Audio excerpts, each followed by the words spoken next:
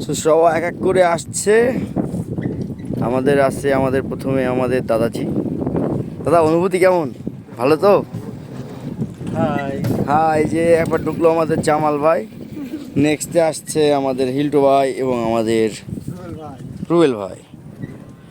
এবার একটা দেখ ক্যামেরা একটু ধরেন, আমার আপনি জাস্ট আমার একটু শো করেন। হ্যাঁ, ক্যামেরা সোজা করে ধরেন, আমার দিকে সোজা করে ফ্রেমে। হ্যাঁ, পানির তো স্রোত তো মাছ সো হচ্ছে আবহাওয়া, ঠিক আছে, অনেক সুন্দর একটা আবহাওয়া আপনারা দেখতে পাচ্ছেন।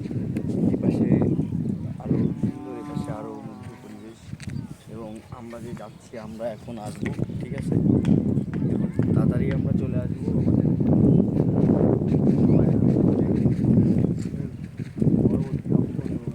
পতেঙ্গালি কুয়েতপাড়া দুর্গাপুর। পতেঙ্গালি কুয়েতপাড়া দুর্গাপুরে আসি। আশেপাশে মুক্ত পরিবেশ, এখান থেকে নতুন হাট 4 কিলো। অন্যরকম ভালো লাগা কাজ করতেছে। এখান থেকে নতুন হাট 4 কিলো। সো আমাদের ব্যাকে আসতেছে আমাদের ছোট ভাই রক্তিম এবং রাফি। তাদের জন্য আমরা ওয়েট করছি। কেমন দেখতে পাচ্ছেন আমাদের কাশ্মীরের ময়ূরপঙ্খী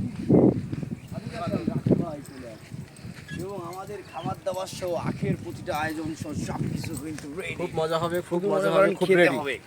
শুধু খেতে হবে। কেমন ক্যামেরা নাড়ানো যাবে না, আর এটা যত রক্তিম ধর ক্যামেরা নাম সেভাবে ভালো করে ব্লগ সেইভাবে স্পেশাল ব্লগ হবে। এর সাথে আছে আখ, আগ দিয়ে আমরা সব মিষ্টি ready। আছে। হ্যাঁ, আমাদের হিল্টু ভাই বড় ভাই আছে, একটু বড় ভাইয়ের অনুভূতি শুনবো আমাদের মাঝে। ভাই বলেন।